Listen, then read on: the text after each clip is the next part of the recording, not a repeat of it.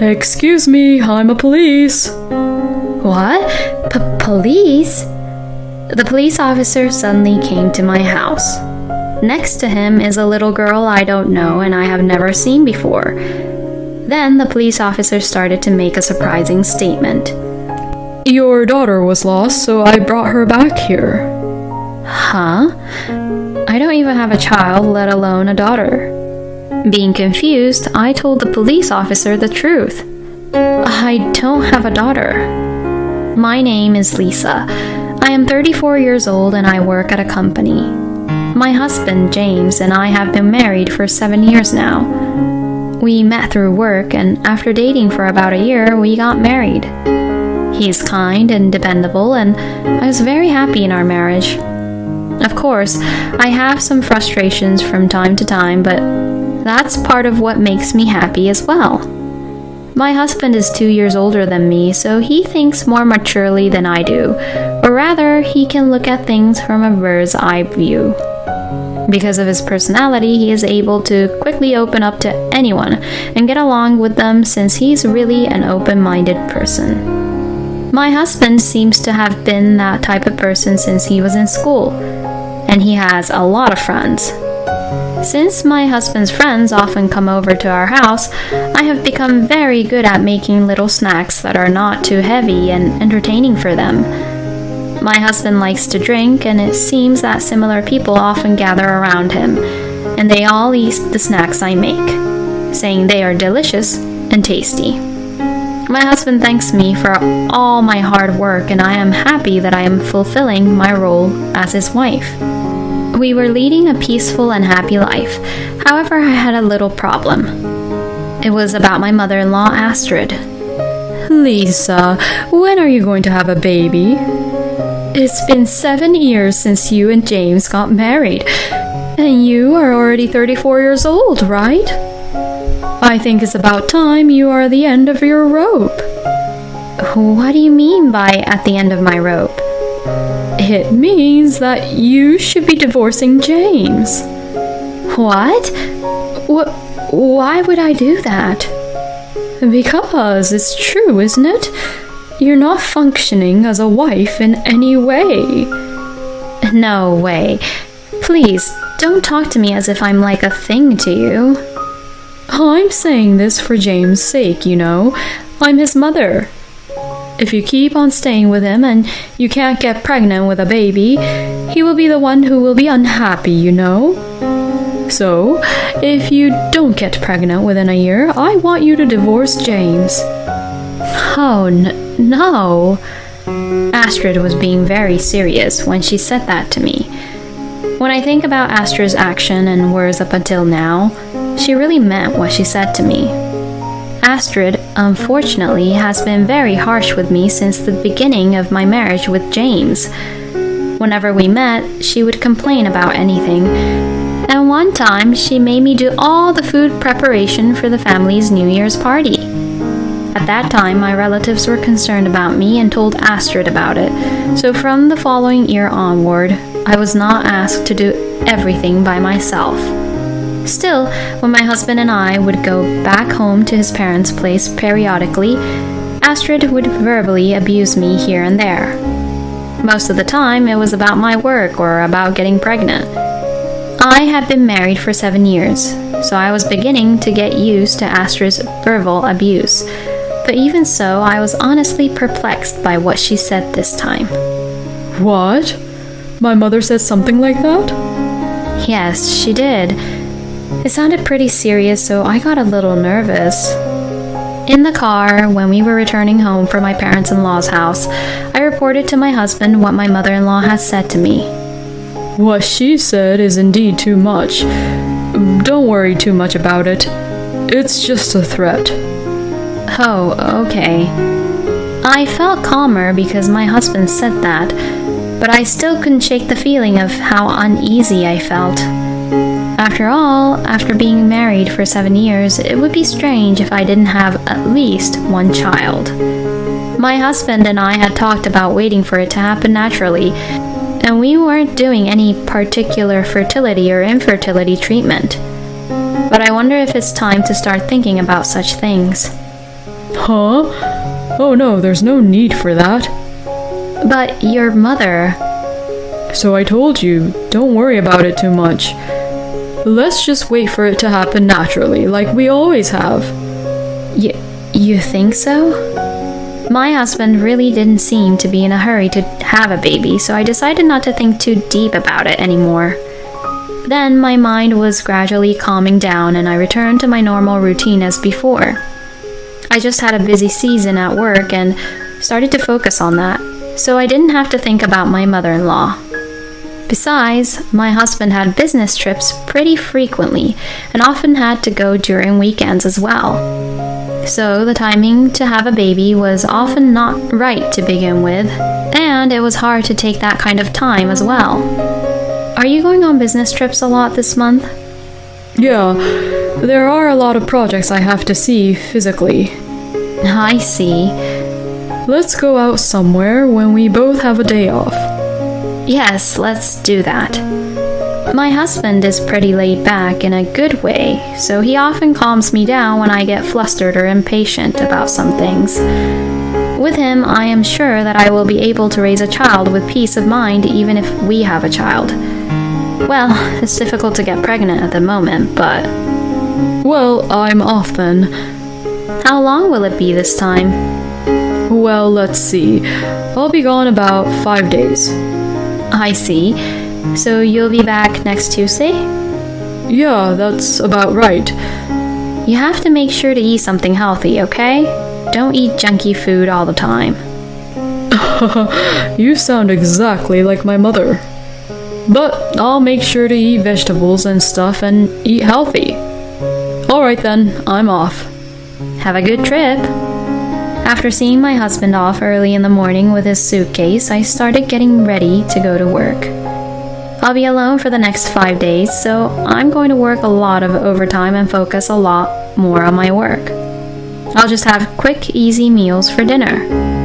I spent the period during which my husband was on business trips, living my life as I did when I lived on my own, before I got married. Then, on a Saturday, with about 2 days to go before my husband returned home from his business trip, the doorbell rang.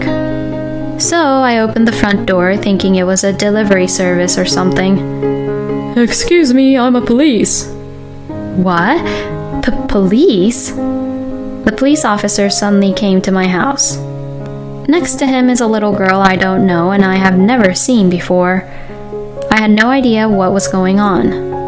Why was the police officer here, at my home? And who is this little girl?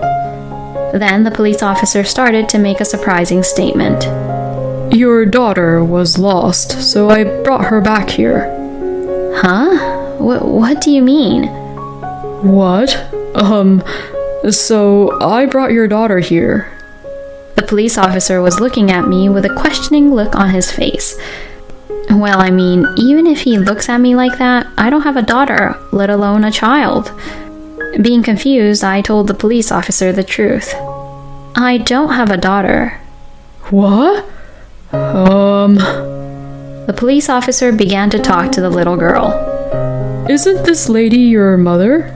And the little girl answered, No, she's not. The police officer was confused. But this house here is your father's house, right? I have no clue. I have never been to my daddy's other house. Have you mistaken me for someone else? When I asked this to the police, he explained the situation with a concerned look. Oh, actually, this little girl was lost, and when I asked her where she was from, she had this. What? I was really shocked. It was my husband's driver's license. The little girl told me that it was in the house and she was looking for her father with it. So I came with her because this is the address on the license. Well, that man is my husband, but I did not know that a little girl like her existed. The police were even more confused when they heard my story. I sincerely apologize, ma'am. We will look into it again on our end. The police says so, but I wanted to make sure about something with the little girl. This driver's license was in your house, right? Yes, I think my daddy forgot it. Is your daddy home often? Not every week, but he comes by every couple of weeks. Is that just for one day? No, he comes once and stays for about 3 or 4 days. But he is busy with his work, so he goes to work from other house during the rest of the time. I see. After everything I had talked with the little girl, I sensed something. In other words, my husband had another family other than the family I had with him. The little girl is 5 years old and was born after my husband and I got married. To think about it, my husband is away right now on a business trip. That means he must have been at the little girl's house. Didn't you meet your daddy yesterday or the day before? Then the girl said something that shocked me. My daddy and mommy went on a trip together since the day before yesterday. They told me to stay at home, but I got hungry because there's no food.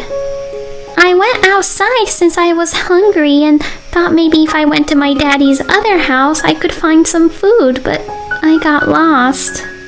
The police frowned as he heard what the little girl had said. This would be child neglect. I'm sorry, ma'am. We'll take it from here. We're sorry for taking the time here, ma'am. The police said this as he greeted me and took the little girl away. The girl would be taken into police custody and my husband or that girl's mother would be contacted, or she would be placed in a child protection facility. Either way, I had already made up my mind to leave my husband.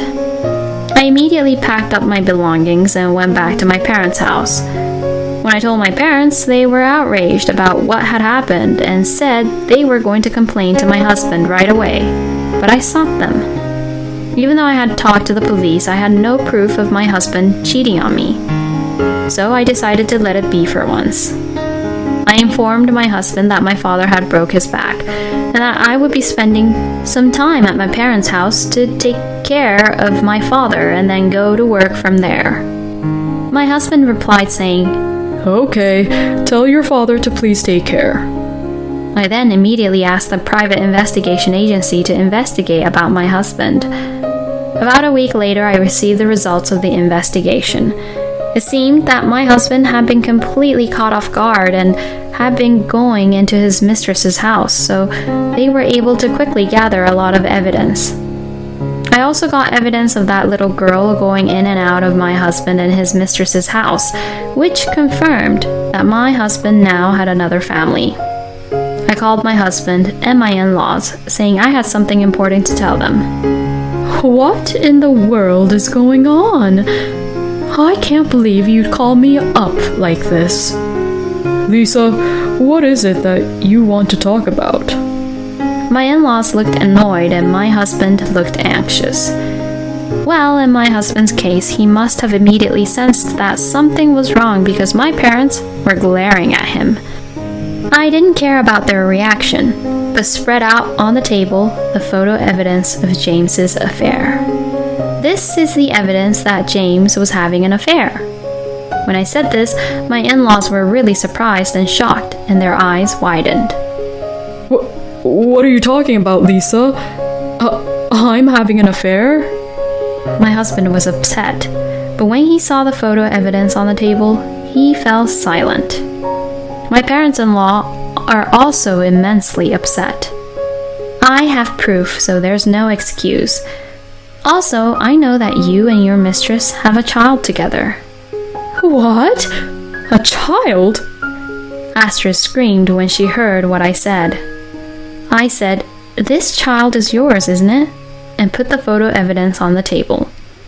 My husband looked at the photo and his face turned completely pale. No, this child is... It's pointless to lie here, you know. She came to our house once with the police. What? Didn't the police call you to say they found her? That was when you left her home alone for days and went on a trip with your lover. No way. So with the address written on the driver's license at that time? Yes, that's right. That girl had trouble finding something to eat and tried to go to the address written on your driver's license, but she ended up getting lost and the police took her into custody. My in-laws looked at my husband with surprised look on their faces. How can you even be a parent, leaving a girl who is only 5 years old by herself for days? You should go to hell. As I said this, I heard a sharp slapping sound. My mother-in-law slapped my husband on the cheek with all her power. Mom? What the hell are you doing?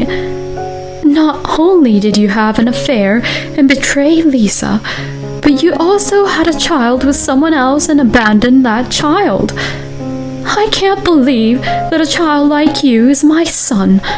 You good-for-nothing son. Do you know what you have done? Astrid yelled at him like that. My husband finally seemed to understand what he had done, and he slumped down, saying in a muffled, weak voice, I'm sorry. I am very sorry for my stupid son. Astrid said so along with my father-in-law and apologized to my parents and I will make James accept any kind of alimony. So please request for any compensation and alimony. Since my parents-in-law says so, I decided to claim for alimony without any hesitation. Later, my husband and I divorced, and I charged him $60,000 in alimony. He was guilty of having a family elsewhere while having a family with me. Furthermore, my husband had intentionally made it difficult for me to have children by having a vasectomy the moment he had a child with his mistress. So, that's why, even after 7 years of marriage with me, there was no way I could get pregnant. When my mother-in-law learned of this fact, she sincerely apologized for having blamed me about not getting pregnant until now. In this way, my husband's guilt was judged to be quite serious, and I was able to receive a substantial amount of alimony. The woman with whom he was having an affair was also to pay me $30,000 in alimony. In addition, it seems that James and his mistress had frequently neglected the little girl, and she was placed in a child care facility. I am sure she would be happier there. My husband's workplace has found out about all of this, and now people around him are giving him the cold shoulder. However, he cannot quit because he has to pay alimony. So, he is working while feeling really ashamed of himself. He has been cut off from his parents and his family as well, and he has no one to rely on. And well, he deserved what he got. I was quite shocked by this incident, but I'm only 34 years old and I'm going to not dwell on this experience, but look forward to a brighter future. For now, I'm going to put all my energy into my work and make it my goal to get good results for a promotion. James was a terrible piece of crap. Even Astrid, who has been bullying Lisa, was so angry at him in the end. At any rate, I'm glad that the little girl is safe. I'm sorry that Lisa had to go through such a hard time. I hope her life will be full of happiness from now on. Thank you for watching to the end. Please subscribe to our channel. See you in the next video.